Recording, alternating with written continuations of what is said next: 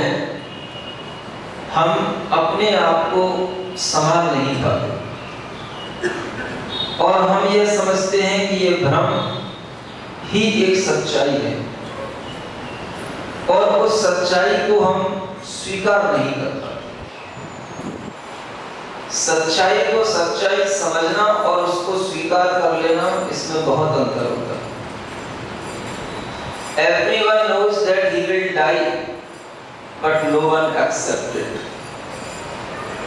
हर व्यक्ति जानता है कि जिसने जन्म लिया है वह मरण को प्राप्त होगा, बट कोई भी उसको एक्सेप्ट नहीं करता। जानने में और स्वीकार करने में बहुत अंतर होता है। जानते हुए यदि हमारे अंदर स्वीकारता का भाव आ जाता है तो हम सत्य के बहुत निकट पहुंच जाते हैं। कई बार आदमी गलती करता है और गलती करने के बाद भी उसे ध्यान रहता है कि हमने गलती की है, उसे ज्ञान रहता है, लेकिन उससे अगर पूछा जाए कि क्या तुमने गलती की तो वह उसको स्वीकार नहीं करता। वह ज्ञान जब स्वीकारता में ढल जाता है तो हम उस समय पर अपने आप के बहुत निकट पहुंच जाते हैं और हम अपने जीवन में हमेशा ऐसा प्रयास करते हैं कि हम उस निकटता को ही प्राप्त न हो, क्योंकि हमें निकट पहुंचने से बहुत विकट डर लगता है। निकट पहुंचने से बहुत विकट डर लगता है। और आचार्य धीरे धीरे कभी वह अध्रो भावना, कभी ये अशरण भावना और वह चित्रण जब हमारे सामने आता है कि तीन लोक में कोई भी ऐसे जीव नहीं जो इस मरण से बच सके हो, उनको बीच में नहीं बिठाते। तीन लोक में ऐसे कोई जीव नहीं जो इस मरण के भय को प्राप्त नहीं होते हो।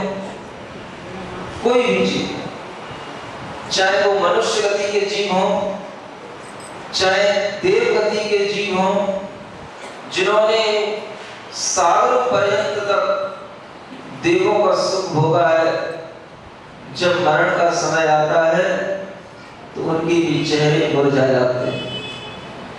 बड़े बड़े चक्रवर्ती, बड़े बड़े मंडलिक राजा और बड़े बड़े योद्धा दुनिया को जीतते हैं, दुनिया को डराते हैं, लेकिन जिस समय पर उन्हें मृत्यु सामने खड़ी दिखाई देती है उस समय पर उनके भी हाथ पैर कांपते हैं, सबके कांपते। अगर देखा जाए तो इस विश्व को, इस संसार को अपने मुंह का ग्रास बनाए हुए अगर कोई है तो वह एक काल है जो सबको अपने मुंह में लिए हुए है और उसके मुख से कोई बच नहीं सकता।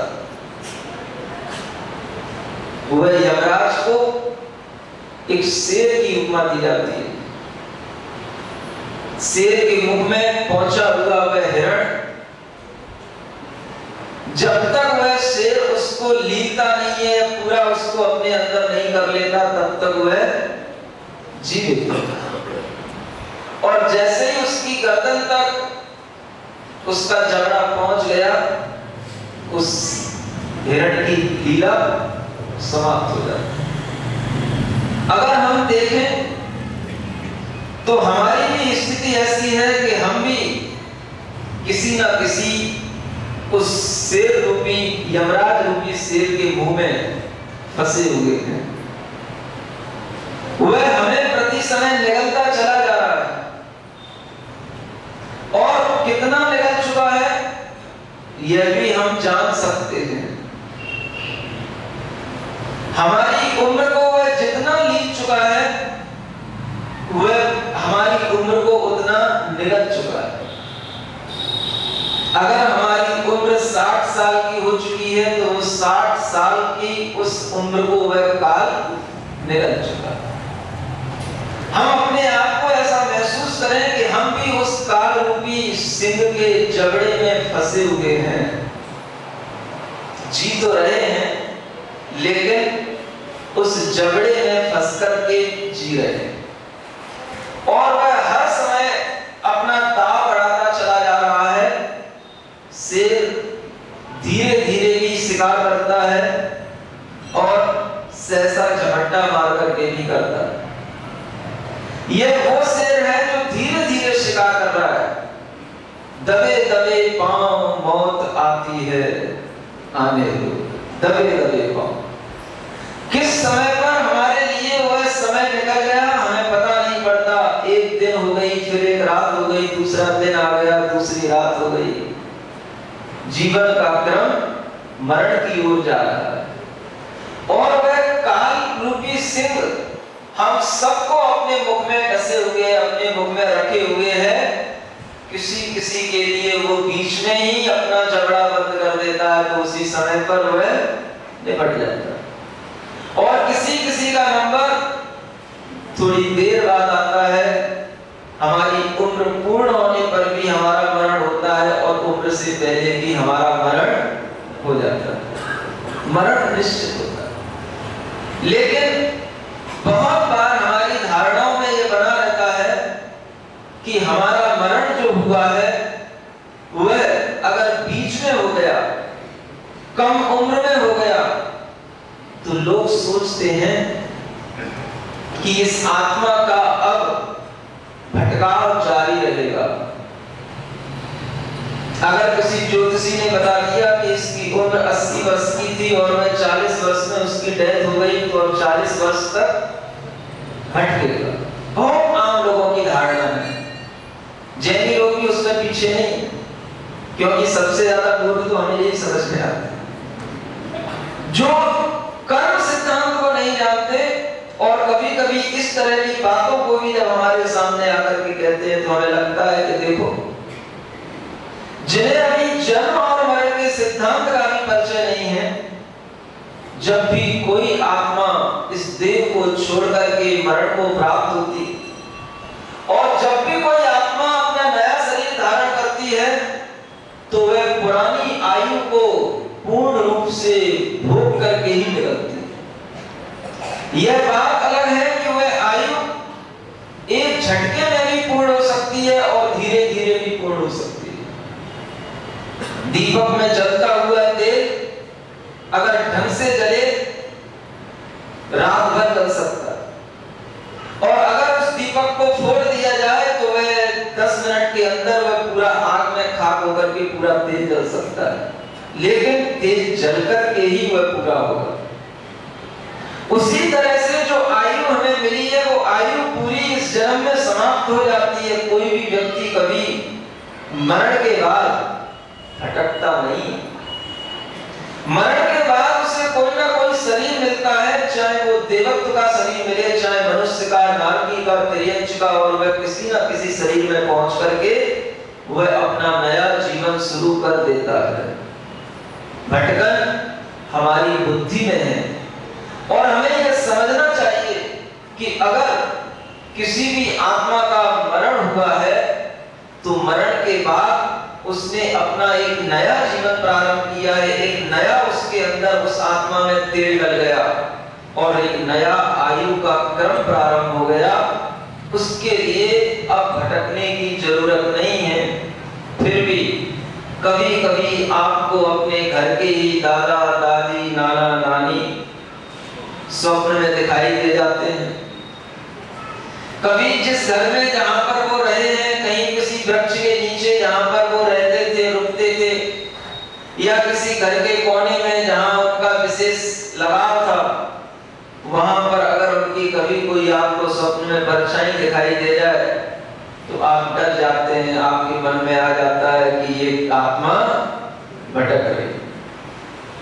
वह आत्मा अगर आपके लिए निकट भी आएगी, कभी हो सकता है कि उसे इतना लगा हो कि वह आपके पास में आ जाए। अगर वह देवत्व को भी प्राप्त हुई होगी तो देवों में भी ऐसे अनेक देव होते हैं जो भूत जाति के देव होते हैं, व्यंतर जाति के देव होते हैं, ऐसे भी वो देव बन सकते हैं, लेकिन वह एक देवत्व की पर्याय को प्राप्त हो चुका है।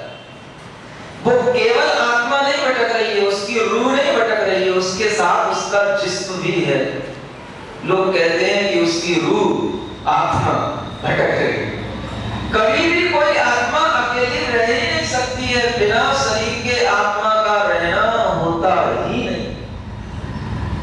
ये शरीर छूटेगा, 1 सेकंड का असंख्यात्मा भाग नहीं लगता कि वह दूसरा शरीर उसको मिल जाता है, चाहे वह देवगति का क्यों ना मिला हो, लेकिन उसे शरीर मिलकर के रहेगा। ये बात अलग है कि अगर वह भूत जाति का देव बन गया है तो तुम्हारे घर में इसलिए भी आ सकता है, मान लो किसी से उसका ज्यादा राग हो तो वह उस राग के कारण भी तुम्हारे पास आ सकता है।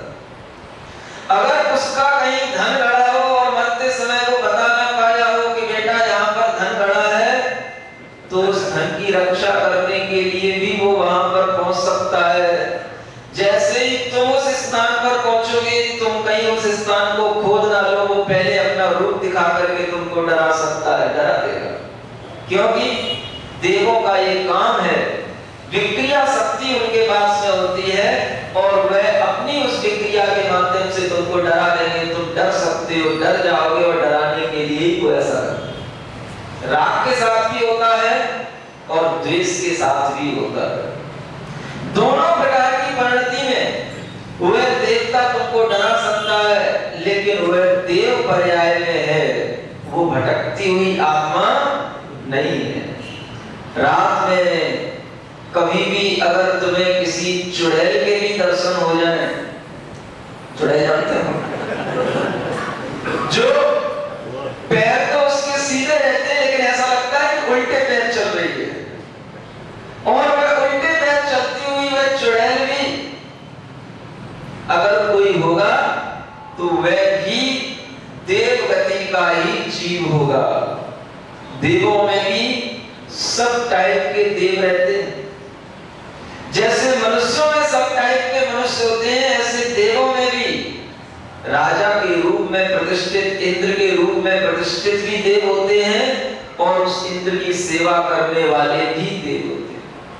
उन देवों के लिए भी एक जैसा वैभव नहीं रहता, और उन देवों में जो इस प्रकार की करतूतें करते हैं, ये बहुत हल्की जाति के देव होते हैं और इन्हें हम भटकती हुई आत्मा समझ लेते हैं, इनसे हम डर जाते हैं। तुम्हारे बरगद के पेड़ पर, नीम के पेड़ पर, पीपल के पेड़ पर ऐसे ही देव भटकते हुए मिलते हैं। लेकिन उन देवों की बात छोड़ करके यहाँ पर आचार्य कुंद देव कुछ और बात कहना चाह रहे हैं। वो देव भी अपने लिए जन्म लिए हैं और उनका भी एक आयु है, और उस आयु पूर्ण करके वो देव मरेंगे। लेकिन हम यहाँ उनसे भी बड़ी देवों की बात कर रहे हैं, जो देव उन सब देवों को अपना सेवक बना करके रखते हैं। उनके लिए भी वह मरण के समय पर भय लगता है। सबको हवे दुर्गम भिक्षा देवाय पहरणम वज्रम ऐरावणो गइंदो इंद्रसण विजये शरणम। क्या कहते हैं? अगर इंद्र के लिए स्वर्ग दुर्ग के समान हो जाए, दुर्ग बोलते हैं बहुत बड़ा किला, राजा जहां पर राज्य करता है, अपने चारों ओर एक बहुत बड़ी खाई, एक बहुत बड़ा किला बना करके उस खाई के माध्यम से, उस किले के माध्यम से अपने राज्य की रक्षा करता है। कभी आपने दिल्ली का लाल किला देखा हो तो देखना कितना बड़ा परगोड़ा बनाया जाता है और उसके चारों ओर एक खाई बनी रहती है ताकि कोई दूसरा उसके अंदर प्रवेश न कर सके। इंद्र के पास में ऐसा स्वर्ग होता है। उस स्वर्ग के लिए यहाँ पर दुर्ग की उपमा दी है कि वह स्वर्ग ही उसका दुर्ग है। और वह प्रहरणम वज्रम, जो उसका वज्र नाम का एक आयुध होता है, वही उसकी सबसे बड़ी मिसाइल होती है। सबसे बड़ी मिसाइल जहां पर फेंकते हैं वह पूरा का पूरा भस्मसात हो जाए, ऐसा वह इंद्र। और जिस इंद्र के पास में ऐरावत जैसा हाथी हो, जो हाथी कभी छोटे रूप में भी बन सकता है, बड़े रूप में भी बन सकता है और अपने मन चाहे ढंग से भी क्रिया कर लेता है, ऐसा ऐरावत हाथी भी हो, उस इंद्र के लिए भी न विजये शरणम, मरते समय उसके लिए भी कोई शरण नहीं मिलती। कहां मिलेगी शरण? हर आदमी अपने चारों ओर इस प्रकार का परिसर बना करके रखता है। हथियार अपने जेब में नहीं, अपनी गोदी में नहीं, अपने सिर के नीचे दबा करके सोता है।